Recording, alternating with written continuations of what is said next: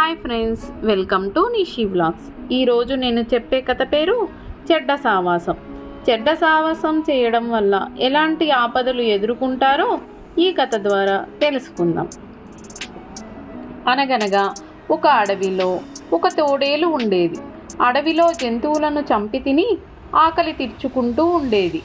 ఒక్కో రోజు మాత్రం ఎంత వెతికినా దానికి ఆహారం దొరుకుతూ ఉండేది కాదు. అలాంటప్పుడు అది రాత్రిపూట అందరూ నిద్రపోయే సమయంలో అడవికి దగ్గరలో ఉన్న ఒక మేకల గుంపు దగ్గరికి వెళ్ళి మేకల్ని చంపి వాటిని అడవికి తెచ్చుకొని తింటూ రోజులు గడిపేది. తోడేలు చేసే పనులను ఆ అడవిలో ఉండే ఒక కోతి గమనించింది. ఆ కోతికి తోడేలు చేసే పనులు కొంచెం కుతూహలంగా ఉండేవి.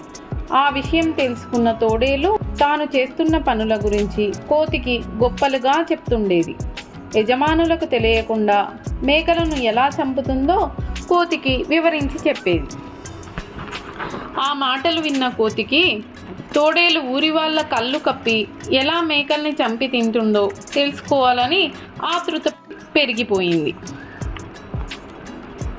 ఒకరోజు కోతి, నువ్వు ఆ గ్రామానికి వెళ్ళేటప్పుడు నన్ను కూడా తీసుకెళ్తావా? నేను కూడా నీ పనితనం చూస్తాను అని తోడేలును అడిగింది. దానికి తోడేలు, నేను ఈ రాత్రికే నిన్ను తీసుకెళ్తాను, సిద్ధంగా ఉండు అని చెప్పింది.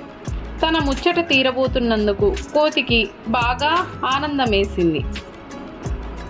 ఈ లోపల ఊరి వాళ్ళు తమ మేకలు ఎందుకు అప్పుడప్పుడు మాయమవుతున్నాయని గమనించారు. ఆ సంగతి ఏంటో తెలుసుకోవాలని కొందరు యువకులను మేకలకు కాపలాగా పెట్టారు. ఆ విషయం తెలియని తోడేలు కోతితో కలిసి ఆ ఊరిలో ప్రవేశించింది. మేకలను తినడానికి వాటి దగ్గరకు తోడేలు వెళ్ళటాన్ని ఆ కుర్రాళ్ళు గమనించారు.